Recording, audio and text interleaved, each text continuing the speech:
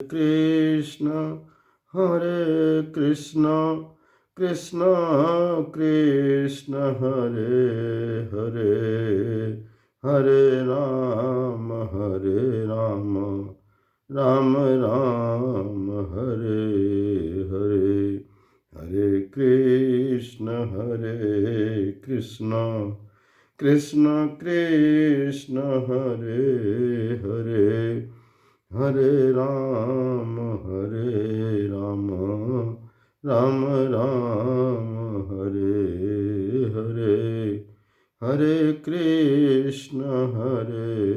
कृष्ण कृष्ण कृष्ण हरे हरे हरे राम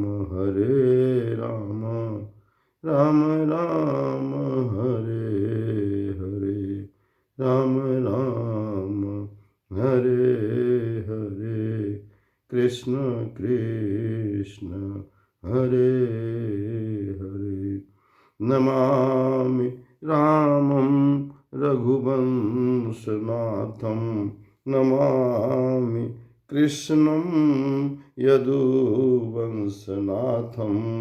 नमामि रामं रघुवंशनाथं नमामि कृष्णं यदुवंशनाथं यदुवंशनाथम।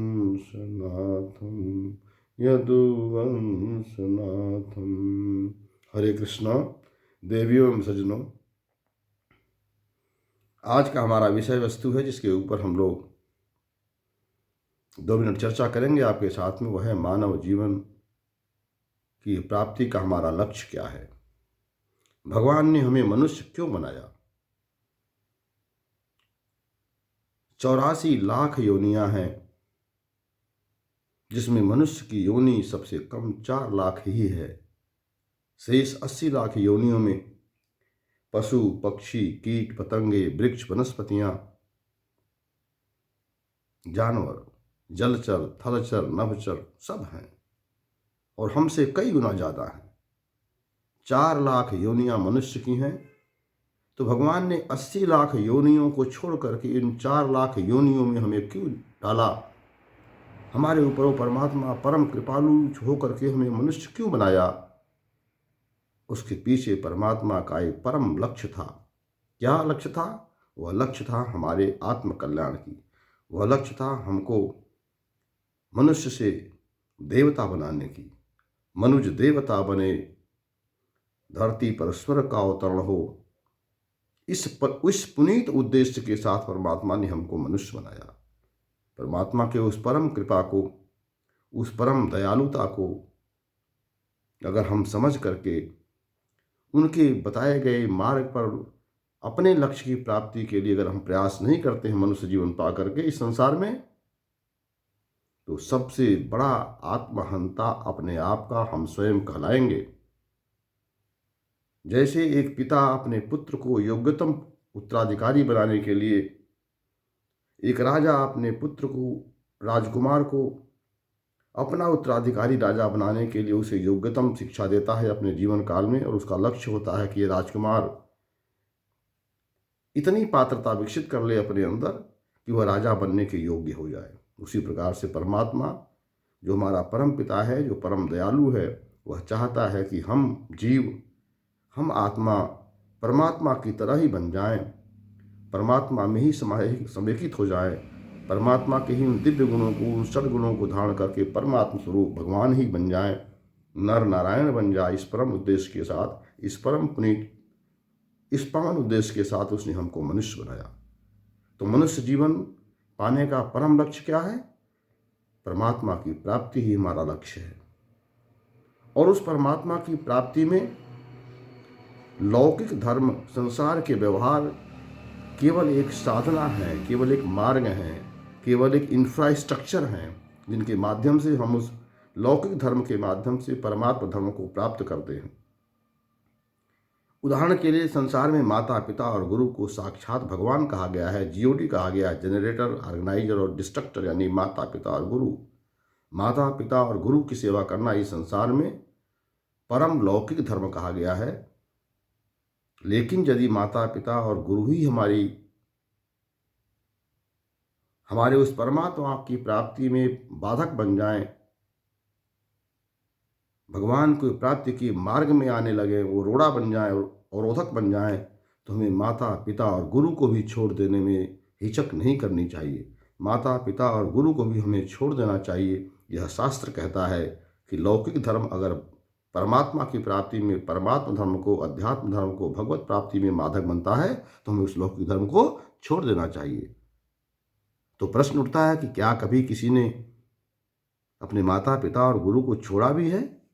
शास्त्र में कोई ऐसा उदाहरण मिलता है क्या कि माता पिता और गुरु को किसी ने छोड़ दिया जो हमें बताया जा रहा है? तो इसका उत्तर है हाँ, छोड़ा है। भगवान की प्राप्ति में बाधक बनने वाले माता पिता और गुरु को छोड़ देने का शास्त्रीय प्रमाण उपलब्ध है। क्या उपलब्ध है? तज्यो पिता प्रहलाद विभीषण बंधु भरत महतारी, तज्यो पिता प्रहलाद विभीषण बंधु भरत महतारी। यानी पिता को किसने छोड़ दिया? प्रहलाद ने। प्रहलाद ने अपने पिता को, जो भगवान से विमुख था, जो अपने पुत्र प्रहलाद को भगवान के मार्ग में, परमात्मा की प्राप्ति में के लक्ष्य में बाधक बन रहा था, वह पिता हिरण्यकशिपु को पुत्र प्रहलाद ने छोड़ दिया भगवान की प्राप्ति के लिए। पहला उदाहरण। दूसरा उदाहरण, विभीषण बंधु, यानी विभीषण ने अपने भाई रावण को छोड़ दिया भगवान की प्राप्ति में बाधक बनने के कारण। यानी पिता को छोड़ा प्रहलाद ने, भाई को छोड़ा विभीषण ने, और माता को छोड़ा भगवान भरत ने।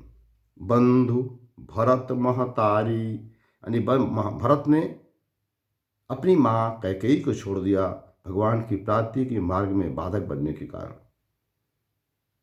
तज्यो पिता प्रहलाद विभीषण बंधु भरत महतारी, बलि गुरु तज्यो, और राजा बलि अपने अत्यंत वैभवशाली, अत्यंत प्रभावशाली, तीनों लोकों का साक्षात दर्शन करा देने वाले उस परम समर्थ गुरु शुक्राचार्य को छोड़ दिया, क्योंकि वह राजा बलि को भगवान की प्राप्ति में मार्ग में बाधक बन रहे थे।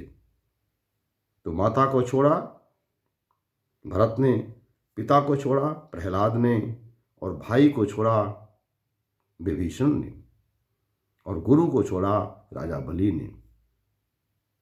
तो तजो पिता प्रहलाद विभीषण बंधु भरत महतारी, अब बलि गुरु तजो कंत ब्रज बनितन भयो मुद मंगलकारी।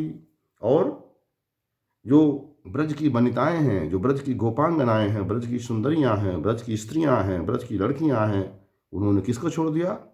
ब्रज को छोड़ दिया, अपने परिवार को छोड़ दिया। किसके लिए? कृष्ण के लिए, परमात्मा की प्राप्ति के लिए। जाके प्रिय न राम वैदेही, तजिए ताहि कोटि वैरी सम, यद्यपि परम स्नेही। मतलब कि जिसके प्रिय भगवान राम नहीं है, जिसके प्रिय सीता और राम नहीं है, राम और वैदेही नहीं है, सीता और राम नहीं है, राधा और कृष्ण नहीं है, भगवान नहीं है, ऐसे परम प्रिय परिवार को भी परम स्नेही, कितना ही प्रेमी क्यों न हो, कितना ही स्नेह देने वाला क्यों न हो, लौकिक व्यवहार में, संसार में लोग, हमारे माता पिता, गुरु, भाई, परिवार, रिश्तेदार, सबको छोड़ देने में ही भलाई है। जब परम धर्म की प्राप्ति में, जब परमात्मा की प्राप्ति में लौकिक धर्म बाधक बनने लगे, तो लौकिक धर्म को छोड़ देना ही परम श्रेयस्कर है।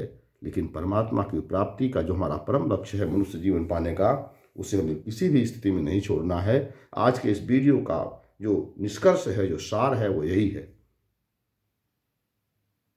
और परमात्मा की प्राप्ति के 9 मार्ग बताए गए हैं भागवत में।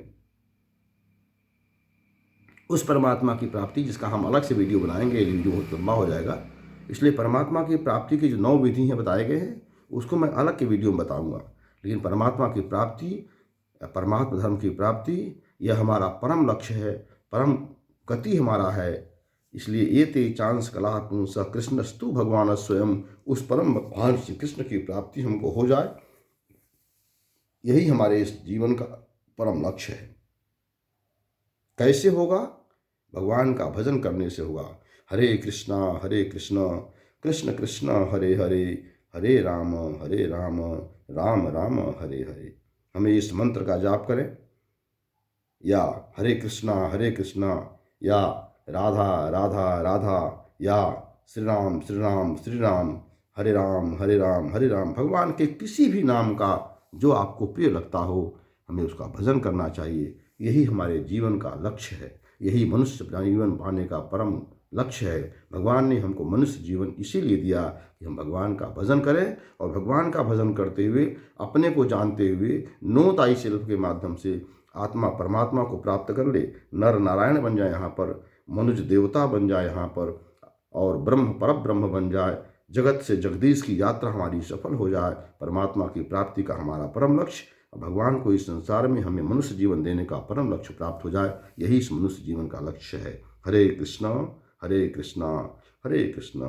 मान्यवर, अगर हमारा वीडियो आपको अच्छा लगा हो, आपको लगा हो कि हमें इस वीडियो को अधिक से अधिक लोगों के पास भेजना चाहिए, लोगों का इससे कल्याण मार्गदर्शन हो सकता है, तो हमारा अनुरोध कि आप इस वीडियो को आप अधिक से अधिक लोगों तक शेयर करें, इसे लाइक करें और इसे सब्सक्राइब करें मेरे चैनल गोपाल माधव दास को, और इस दास को अपना आशीर्वाद प्रदान करें। हरे कृष्णा हरे कृष्णा।